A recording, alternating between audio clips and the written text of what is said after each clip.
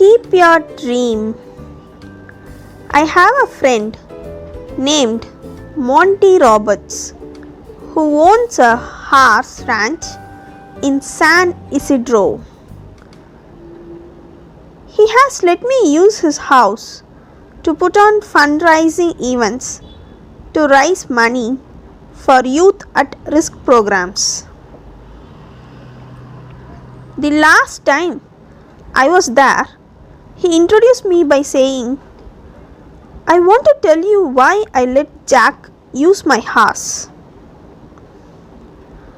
It all goes back to a story about a young man who was the son of an itinerant horse trainer who would go from stable to stable, racetrack to racetrack, farm to farm, and ranch to ranch, training horses. As a result, the boy's high school career was continually interrupted. When he was a senior, he was asked to write a paper about what he wanted to be and do when he grew up. That night, he wrote a 7-page paper describing his goal of someday owning a horse ranch. He wrote about his dream in great detail, and he even drew a diagram of a 200-acre ranch showing the location of all the buildings, the stables, and the track.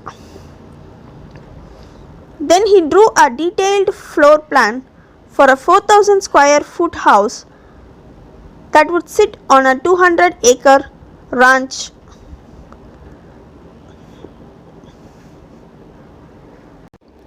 He put a great deal of his heart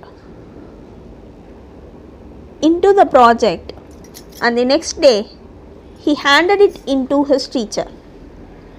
2 days later, he received his paper back. On the front page was a large red F with a note that read, "See me after class." The boy with the dream went to see the teacher after class and asked, "Why did I receive an F?" The teacher said, "This is an unrealistic dream for a young boy like you. You have no money. You come from an itinerant family. You have no resources. Owning a horse ranch requires a lot of money. You have to buy the land. You have to pay for the original breeding stock, and later you will have to pay large stud fees. There's no way you could ever do it." Then the teacher added, "If you will rewrite this paper with a more realistic goal, I will reconsider your grade." The boy went home and thought about it long and hard. He asked his father what he should do. His father said, "Look, son, you have to make up your own mind on this. However, I think it is a very important decision for you." Finally, after sitting with it for a week, the boy turned in the same paper, making no changes at all. He stated, "You can keep the F. I will keep my dream." Monty then turned to the assembled group and said, "I tell you the story because you are sitting in my 4,000 square foot house in the middle of my 200-acre horse ranch. I still have that school paper framed over the fireplace." He added, "The best part of the story is that 2 summers ago, that same school teacher brought 30 kids to camp out on my ranch for a week. When the teacher was leaving, he said, 'Look, Monty, I can tell you this now.